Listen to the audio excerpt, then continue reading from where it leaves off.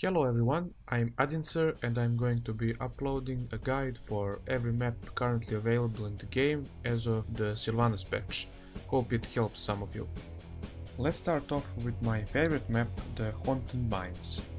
There are a couple of tactics based on team composition. For instance, if you have a standard comp with healers, tanks and DPS, it is best to split into a group of 2 on one lane and to a group of 3 on the other, or you can mimic the enemy team lane distribution. On the other hand, if you have a pusher, or in other words a siege damage character, it is best to let him solo a lane, preferably bot. Switching lanes for fast ganks or to help out your teammates, or as it's called roaming, is also a good option on this map since the two lanes aren't very far apart. Moving on to the main mechanic, the mines. First I'll explain the mechanic itself. They will open shortly after the game begins, forcing a battle with the enemy team.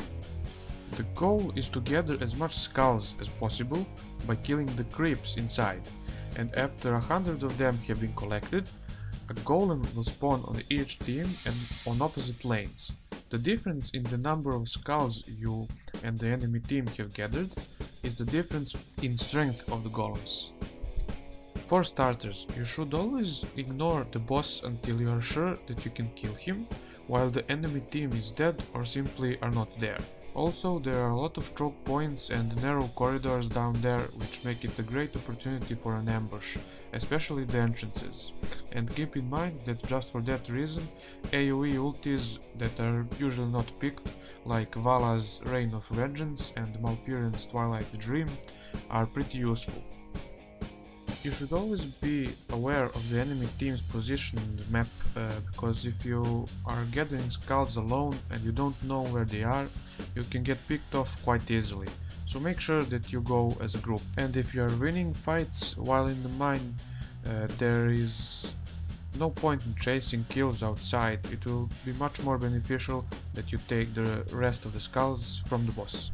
Now, after that phase is done, there are a couple of things that you and your team can do. Being that there are 3 outcomes from the mines, first being that your golem is stronger, second being that they are of similar strength, and third being that theirs is stronger. We will need a strategy or two for each of those outcomes. If you have a stronger golem, after the first mines especially, you should immediately take the bruiser creep camp in the middle.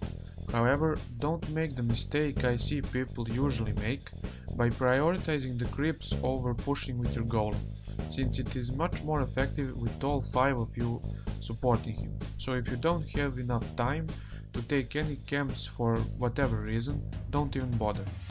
Also, 90% of the time no one should ever defend against a 40 or lower skull golem. Urge the team to push with you. If their golem is stronger, you would need to put a lot more effort in defeating it, probably need to pop some cooldowns and even use your ultis. If, on the other hand, their strength is similar, you have to make a decision to push or defend. If you are defending, take the siege camp closest to your base, but you will have to time the capturing of the camp just right. Try to kill them while the boss spawns and capture it when he is close to your base. So this is done so that they help you defend and that they won't die to the golem's AoE. Though this can only be done the first or maybe the second time, depending on if your first towers and fort are still standing. Remember to focus down the boss and as fast as you can, and don't get sidetracked by the enemy team poking you and harassing you.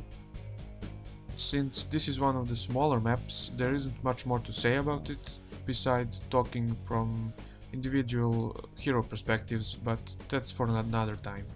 Anyway, if I missed some detail or even something obvious, be sure to let me know in the comments below, and subscribe if you want to see the rest of the guides that I'll be uploading over the next few days. Thanks for watching and see you next time.